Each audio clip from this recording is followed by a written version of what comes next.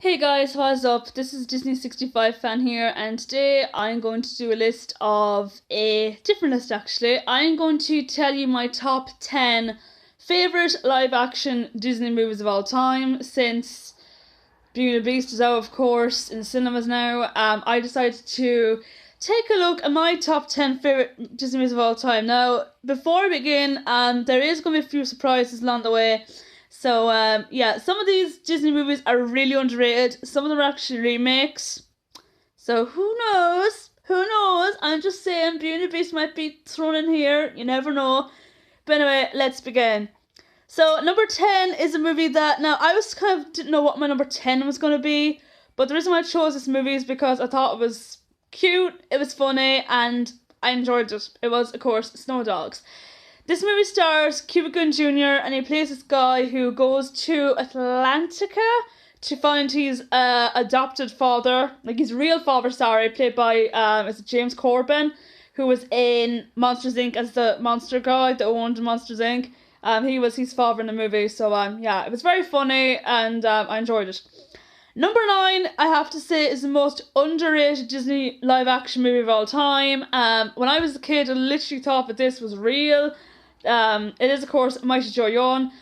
Let me tell you, when I seen this movie first, except when I was a kid, I literally thought that the gorilla was real, but it turned out it wasn't. It was actually made out of animatronics, and a guy was inside the gorilla suit, and I was amazed. I mean, the cast was very good. The late Bill Paxton was in this movie with Charlize Theron, who is the owner of Mighty Joe Young, by the way.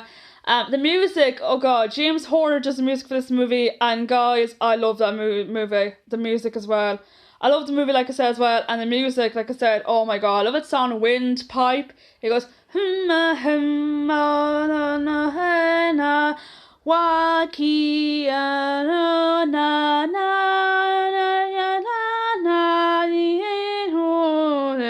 if you haven't heard its song, I can't even sing it all.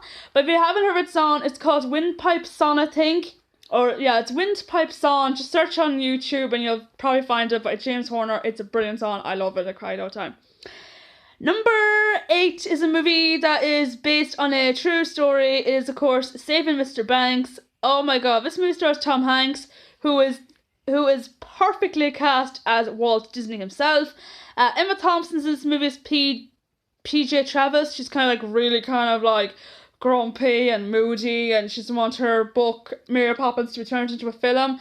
But because it's actually told flashbacks as well, because it turns out that her father, played by Colin Farrell, was a real alcoholic, and she actually came from Australia. So yeah, it's yeah, like I said, there's a lot of flashbacks in this movie, but still, it's a very good film. It's also got Bradley Whitford to play that asshole in Kate and Leopold. He's in this movie as well, with Jason Schwartzman. I think he's related to Nicolas Cage. He's in that movie as well. So yeah, it's a good film. If you haven't seen it, check it out, because Tom Hanks, like I said, is brilliantly casted as Walt Disney.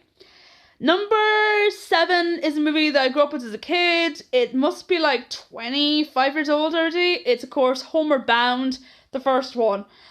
This one, oh my god, this movie, it's such a heartwarming film. You've got 2 dogs, you got a Persian cat, they're totally... Think of it think of it Home Alone with Macaulay Culkin, except it's not about human, it's about animals that get missing, and they get lost, and they try and find their way back home. It's pretty much the same plot as Home Alone. Or there's no villains or anything like that. There was in the second one, but I don't think there was in this one, in the first one, so yeah. Sorry guys, we're going really quick, by the way. Number 6 is a movie that I loved as a kid, and I still love this movie. It is, of course, Lindsay Lohan's film debut. It stars Dennis Quaid and the late Natasha Richardson. It is, of course, The Parent Trap. Oh my god, I love this movie as a kid. I still love it. I mean, the story is heartwarming. I love the chemistry between Natasha Richardson and Dennis Quaid. I love Lindsay Lohan and the fact that she plays not one but 2 roles. And as a kid, I literally thought she was a twin. I was like, is this Lindsay Lohan's twin? And then when I was seeing another movie, I was like, where did her twin go? And I found out in behind the scenes that it was actually her playing 2 parts. I was like, oh my god.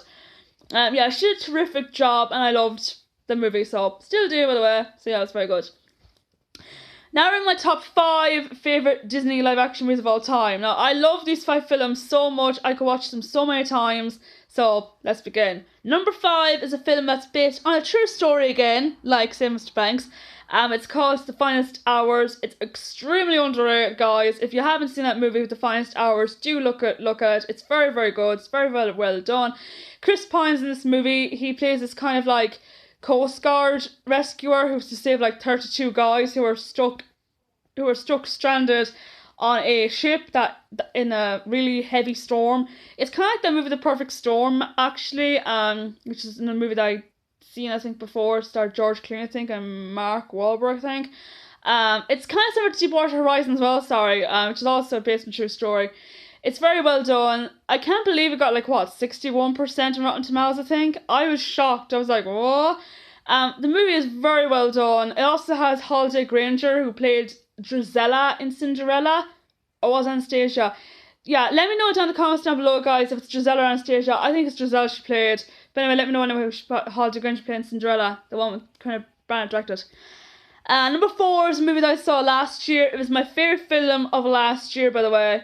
It is, of course, The Jungle Book.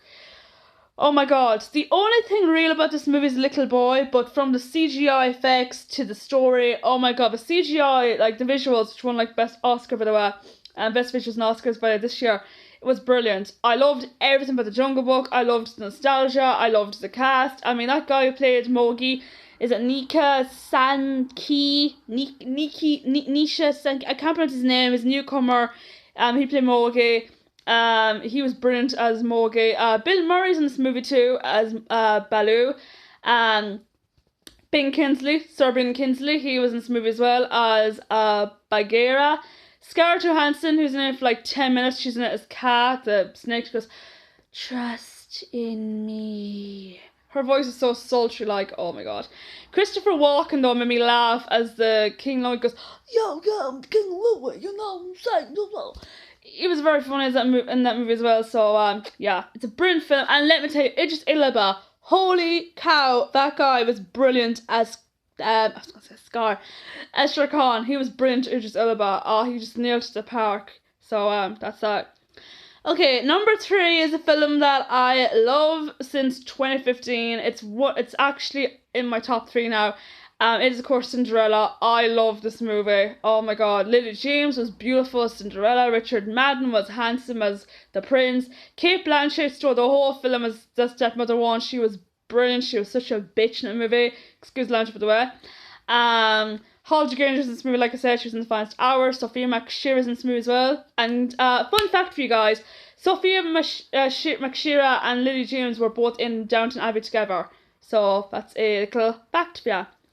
Yeah, I loved everything about the movie, even though the trailers did give it away a lot, and you knew what was going to happen, you know how it was going to end, but still though, it was a brilliant film. I loved it. It was beautiful. Number 2. Now, this movie, I had to put this movie number 2 because let me tell you, I saw it this year. I saw it twice. I may have mentioned it before in my video. I said it could be in here, you wouldn't know. It's in cinemas right now, and if you haven't seen this movie yet, do watch this film. It is, of course, the remake of the 1921 classic, Beauty and the Beast. Oh my god. Do I love this movie so much. I loved the characters. I thought Emma Watson was brilliant as Belle. I thought Dan Stevens was terrific as the Beast, even though the CGI is kind of, alright. But he was very good as the Beast. The music, full of nostalgia. It's got all the songs in the classic movie, along with 3 other songs, like I said, Days of the Sun, Evermore, and How Does a Moment Last Forever, which is sung by Celine Dion, Emma Watson, and Kevin Kline, who was sung a bit of it in the beginning of the movie. Yeah, it's got Aria as well, which is a opera song sung by Audrey McDonald. She was very good as well, even though she was kind of annoying at times, but you know what, I got used to her, whoa!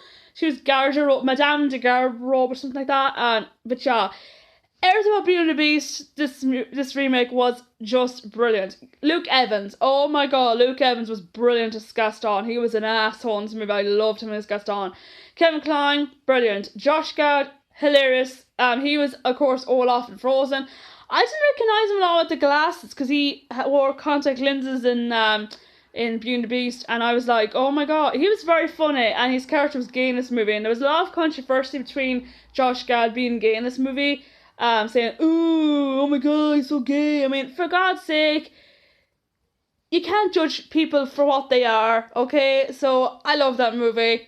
And also, I cried. Like I said, I saw this movie twice, and I cried so hard. You know that scene I'm on about. If you've seen the movie already, you know the scene I'm on about. Spoiler away. Spoiler. It's the transformation scene. Enough said.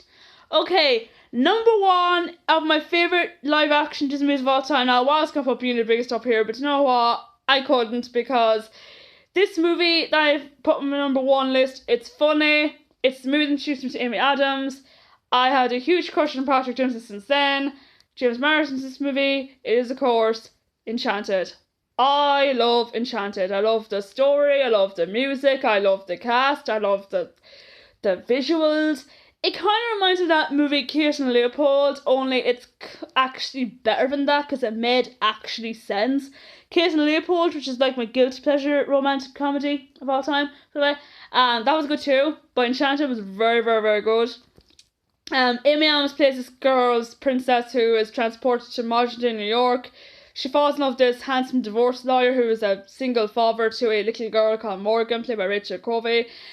And of course, he is in this relationship with Idina Menzel, who is in Frozen's Elsa, and yeah, I loved everything about the movie. I loved the chemistry between Amy Adams and Patrick Dempsey. I loved the ballroom scene. I loved the That's How You Know scene. I loved the songs, like So Close, like I said.